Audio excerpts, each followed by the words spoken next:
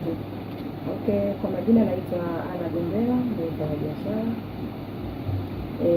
Lengo kuu leo kuja hapa ni kuhusu kuhamasisha wamama, wanawake wote kwa ujumla kupokea mwenge wetu wa uhuru. Wamama wote tuhamasike kwenda kupokea mwenge wetu, tushikamane kwa pamoja, makundi ya aina mbalimbali, tukaupokea mwenge wetu. Kama ilivyo kauli mbiu yetu inavyosema, Tanzania yetu sote, tushikamane kuleta maendeleo. Na maendeleo yanapatikana hasa kwa wanawake. Wanawake tukishikamana, maendeleo tunapata. Kwa hiyo mwenge wetu utatumulika kama ilivyo miaka yote, lakini huu utakuwa ni wa aina yake.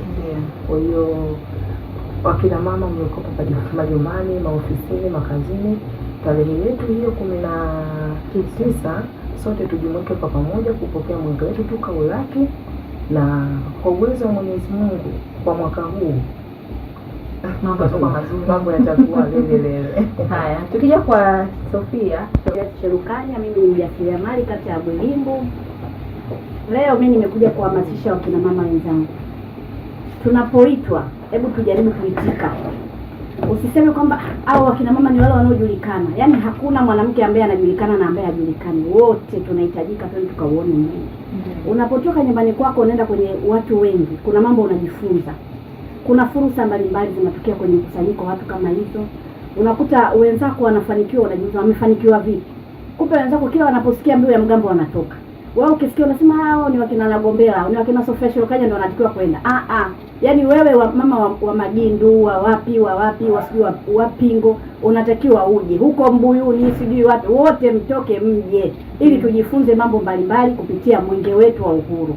Kwa hiyo mimi nasema wakina mama hamasikeni, karibuni sana Bwelingu. Mwenge wetu utalala hapa, tutashereheka kwa pamoja na kuna mambo tutajifunza. Mimi nasisitiza kujifunza. Mimi nimejifunza mambo mengi kwa ajili ya kwenda kwenye mambo kama hayo. Mimi mwenzako nikiitwa hata saa za usiku imadi kuzuri mimi naenda. Siangalii kwamba saizi kaniita nani, imadi nikujua anayeniita ni fulani.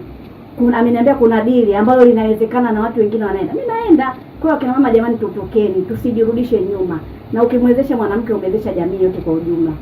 Na unapojifunza utawasaidia na watoto wako na wajukuu pia. Jamani, karibuni sana kina mama wa Bwelingu na kata zote tuseme. Halmashauri yetu ya Chalinze. Karibuni sana. Fursa zipo nyingi. Kuna mambo ni mengi. Unapoenda pale utajifunza vitu vingi. Kuna wajasiriamali wana bidhaa, utaziona bidhaa wanatengenezaji. Tunawafundisha pia na tunafundisha bure. Sio ukija pale labda nitakwambia nipe shilingi 10,000, hapana.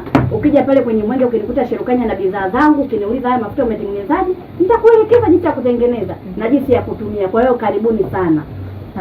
Kwa Maji au Janeti. Jamani wa mama, karibuni kwenye mwenge. Jitokezeni kwa wingi. Kuna fursa nyingi. Kwanza kuna vibanda pale vya biashara, mje mapema muwai, mfanye biashara. Unajua mjasiriamali watengeneza sabuni, utatengeneza sijui nini, karibu sana. Upate kibanda weke biashara yako, uonyeshe watu siku ya mwenge, wahamasishe wa mama waje wakusapoti.